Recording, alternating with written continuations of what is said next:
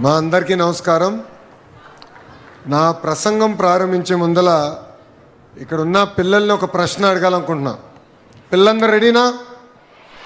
వినపడట్లేదు, రెడీనా?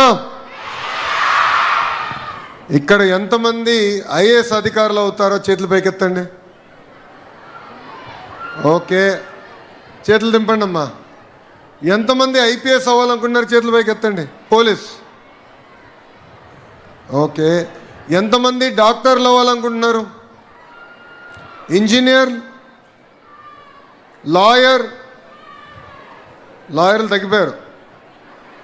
Okay, most important question అడగబోతున్నా. ఎంతమంది రాజకీయాల్లోకి రావాలనుకుంటున్నారు? చేతులు పైకెత్తండి. ఇప్పుడు ఎత్తుతారులే అందరూ. ఎందుకు అడుగుతున్నానంటే గౌరవ ముఖ్యమంత్రి గారు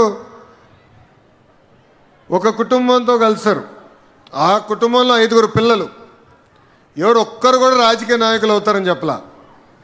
గౌరవ ముఖ్యమంత్రి గారు పక్కన కూర్చొని కూడా అందరూ ఐఏఎస్ అధికారి అవుతాం, ఐపీఎస్ అధికారి అవుతాం అని చెప్పారు తప్ప ఒక్కరు కూడా రాజకీయాల్లోకి వస్తారని చెప్పలేదు. సో తల్లిదండ్రులు కూడా కోరుతున్నా, బాగా చదివిన వారు కూడా రాజకీయాల్లోకి రావాల్సిన అవసరం ఉంది. సమాజంలో ఏ మార్పు అయితే మనం ఆశిస్తామో అది రాజకీయాల ద్వారా మార్పు మనం సాధించగలుగుతామని ఈ సభాముఖంగా ఇక్కడున్న తల్లిదండ్రులందరికీ నేను తెలియజేస్తున్నా. వేదికమైన గౌరవ ముఖ్యమంత్రి శ్రీ నారా చంద్రబాబు నాయుడు గారికి, గౌరవ శాసనసభ్యురాలు మిర్యాల శిరీష గారికి, అదేవిధంగా విద్యాశాఖ అధికారులకు, ఉపాధ్యాయులకు, తల్లిదండ్రులకు, విద్యార్థులందరికీ నా హృదయపూర్వక నమస్కారాలు. అందరికీ జాన్ జోర్, అందర్ సాయి మిందిరా. మన ఇంట్లో కొడుకైనా కూతురైనా మొదటిసారి పాఠశాలలకు వెళ్ళినప్పుడు ఒక పక్కన ఆనందం ఉంటుంది, ఇంకో పక్కన ఆందోళన కూడా ఉంటుంది. మనందరికీ ఒకటి ఉంటుంది, నా బిడ్డ బాగా చదవాలి, దేశానికి ప్రయోజకులుగా మారాలన్న కోరిక మనందరి గుండెల్లో ఉంటుంది. ఆ కార్యక్రమాన్ని, ఆ కళను నిజం చేసేదానికే ఈరోజు మెగా పేరెంట్ టీచర్ మీటింగ్ ప్రభుత్వం అధికారికంగా నిర్వహించడం జరుగుతుంది. ఇక్కడనే కాదు, 43,000 పాఠశాలల్లో లక్షలాది మంది తల్లిదండ్రులు, పిల్లలు, ఉపాధ్యాయులు కలిసికట్టుగా కూర్చుని మన పిల్లలు ఎక్కడ చదువుతున్నారు, ఏం చదువుతున్నారు, రాబోయే రోజుల్లో ఏం సాధించాలనుకుంటున్నారో చర్చించేదానికే ఒక అద్భుతమైన వేదిక ఈ మెగా పేరెంట్ టీచర్ మీటింగ్. నేను విద్యాశాఖ మార్చులైనప్పుడు గౌరవ ముఖ్యమంత్రి గారు ఒకే ఒక హామీ ఇచ్చా. ప్రభుత్వ పాఠశాలలకి పూర్వ వైభవం తీసుకొచ్చే బాధ్యత నేను తీసుకొస్తానని ఆనాడు గౌరవ ముఖ్యమంత్రి గారికి నేను హామీ ఇస్తాం జరిగింది. దాంట్లో భాగంగా ఈరోజు మనం 2వ అడుగు వేస్తున్నాం. ఈ ప్రయాణం కేవలం ఒక లోకేష్ వల్లనే సాధ్యం కాదు. తల్లిదండ్రులు, విద్యార్థులు, ఇంకో పక్కన మాకున్న అద్భుతమైన ఉపాధ్యాయులు, ముగ్గురం అనుసంధానం అవుతేనే నేను ఏ మార్పు అయితే ప్రభుత్వ పాఠశాలలో సాధించాలనుకున్నానో, తీసుకురావాలనుకున్నానో అది నేను చేయగలుగుతాను. రంపచోడవరం నియోజకవర్గం వచ్చినప్పుడు నాకు నూతన ఉత్సాహం వచ్చింది. ఈ నేలలోనే పోరాటం ఉంది, ఈ నేలలోనే పౌరుషం కూడా ఉంది. స్వాతంత్ర సమరయోధుడు అల్లూరి సీతారామరాజు గారు నడియాడిన నేల, గొప్ప నేల రంపచోడవరం. గిరిజన ఆత్మగౌరవానికి పోరాడిన గొప్ప నేల ఈ రంపచోడవరం గడ్డ. రంపచోడవరం అడవుల్లో అల్లూరి సీతారామరాజు గారు స్వాతంత్రం జ్యోతి వెలిగించారు. ఆ జ్యోతి దేశభక్తిగా ఆనాడు మారింది. ఒక అల్లూరి సీతారామరాజు గారు, గత్తం దొరగారు, మల్లు దొరగారు, కొమరం భీం గారు చేసిన పోరాటాలే ఇక్కడున్న విద్యార్థులందరికీ ఒక మార్గదర్శకం. ఇక్కడ నేను చూసా, గిరిజనులో ఒక పట్టుదల, ఒక మాటలో చెప్పాలంటే మొండితనం. ఎక్కడ ఉండదు. కష్టాన్ని నమ్ముకున్నవారు, భూమిని నమ్ముకున్నవారు, కానీ వాళ్ళందరి లక్ష్యం ఒకటే, మనం పడిన కష్టాలు మన పిల్లలు పడకూడదు, పిల్లలు బాగా చదవాలి, ప్రయోజకులుగా మారాలి, దేశాన్ని మార్చే పరిస్థితి తీసుకురావాలనే లక్ష్యం ఇక్కడున్న గిరిజన తల్లిదండ్రులందరిలో ఉంది.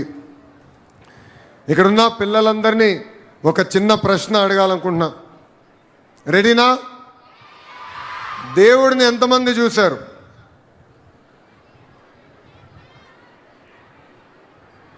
చూడకపోయినా మనం దేవుడు నమ్ముతున్నాం కదా. ప్రేమ ఉంటే, ప్రేమ ఉన్న చోటే దేవుడు ఉంటాడు, సేవ ఉన్న చోటే దేవుడు ఉంటాడు, త్యాగం ఉన్న చోటే దేవుడు ఉంటాడు. ఇక్కడున్న పిల్లలందరూ విషయం గుర్తుపెట్టుకోవాలి. మన జీవిత ప్రయాణంలో ఇద్దరు దేవుళ్ళు ఉన్నారు.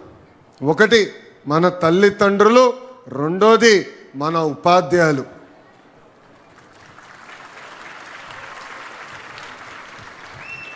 ఈరోజు తల్లికి వందనం కార్యక్రమం కేవలం ఒక సంక్షేమ కార్యక్రమం మాత్రమే కాదు.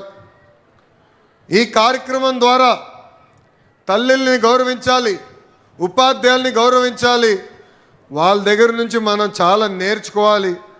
వీళ్ళందరినీ అనుసంధానం చేసేదానికే ఈ కార్యక్రమం మనం చేశాం. అందుకే తల్లిల ఆశీస్సులు ఎప్పుడు మనకు ఉండాలి, గురువుల ఆశీస్సులు ఉంటే భవిష్యత్తు కూడా చాలా బాగుంటుందని ఈ సభాముఖంగా పిల్లలందరికీ తెలియజేస్తున్నాం.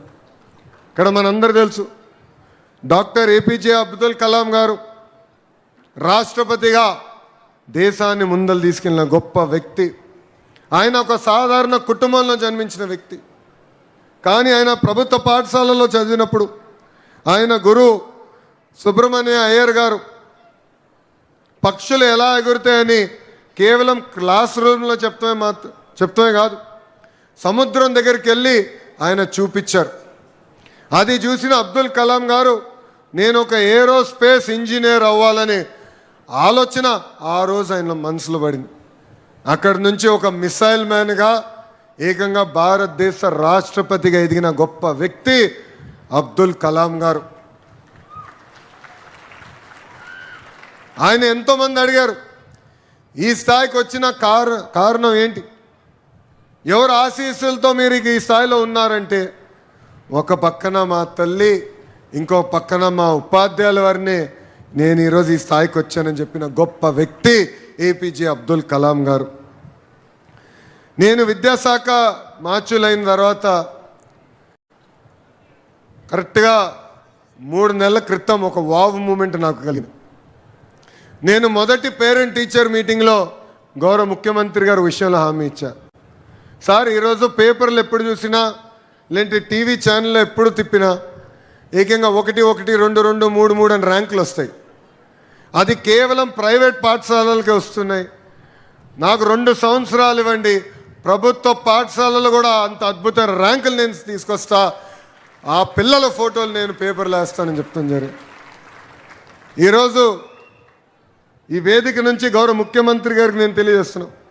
సార్, మనం జరిగిన 10th క్లాస్ ఇంటర్ ఫలితాల్లో ప్రభుత్వ పాఠశాలలో చదివిన పిల్లలు అద్భుతమైన ర్యాంకులు సాధించారు.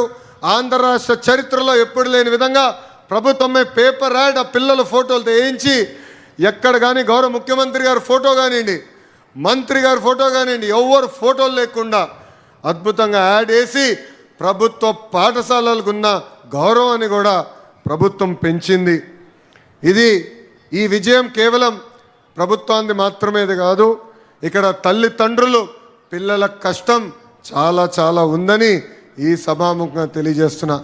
ఆ రోజు యాడ్ చూస్తే నాకు నిజంగా కిక్ వచ్చింది, ఒక బాధ్యత కూడా నాకు పెరిగింది. ఇంకా మార్పులు తీసుకురావాలి, విద్యా వ్యవస్థని పటిష్టంగా ముందరికి నడిపించే లక్ష్యంతో మేము అనేక అడుగులు వేస్తున్నాం. అందుకే ఇక్కడున్న పిల్లలందరికీ చెప్తున్నా, మీకు మంచి మార్కులు వస్తే నాకు మంచి మార్కులు వచ్చినట్టు. మీరు ఎగ్జామ్స్లో పొరపాటున దారి తప్పితే గౌరవ ముఖ్యమంత్రి గారు నాకు దెబ్బలేస్తారు, నన్ను వదిలిపెట్టరు. సో దేర్ఫోర్ నా భవిష్యత్తు మీ బాధ్యత అని ఈ సభాముఖంగా పిల్లలందరికీ నేను తెలియజేస్తున్నా. విలువల కూడిన విద్య చాలా చాలా అవసరం. విలువలు లేని వికసిత్ భారత్ కాదని నేను భావిస్తున్నా. అందుకే చాగంటి కోటేశ్వరరావు గారిని ఏకంగా క్యాబినెట్ ర్యాంక్ ఇచ్చి అడ్వైజర్గా గౌరవ ముఖ్యమంత్రి గారు నియమించారు. విలువలకు సంబంధించిన పుస్తకాలు ఏదైతే ఆయన రూపొందించారో ఆ పుస్తకాలు ఈరోజు ప్రభుత్వం ప్రింట్ చేసి పిల్లలకి అందిస్తమే కాదు, ప్రతి సాటర్డే పిల్లలతో ఆ పుస్తకాలు చదివిస్తాం జరిగింది. చాగంటి కోటేశ్వరరావు గారు ప్రవచనలు కూడా చేస్తారు. దాంట్లో ఒక ప్రవచనకి వెళ్ళా, ఆయన ఒక అద్భుతమైన మాట చెప్పారు. తల్లికి చెప్పలేని పని చేయొద్దని. తల్లికి చెప్పలేని పని చేయదు. చాలా సింపుల్గా అనిపించవచ్చు, కానీ ఎంత పవర్ఫుల్ స్టేట్మెంటో నాకు అర్థమైంది. అందుకే విలువల కూడిన విద్య చాలా ఉండాలని ఈ పుస్తకాలు రూపొందించి మన పిల్లలకి గౌరవ ముఖ్యమంత్రి గారు అందిస్తాం జరిగింది. ఇంతేకాదు, మహిళల్ని గౌరవించాలనేది ఇంట్లో మొదలవ్వాలి. తెలుగు వాడక భాషలో మహిళల్ని కించపరిచే విధంగా కొన్ని పదాలు వాడతాం.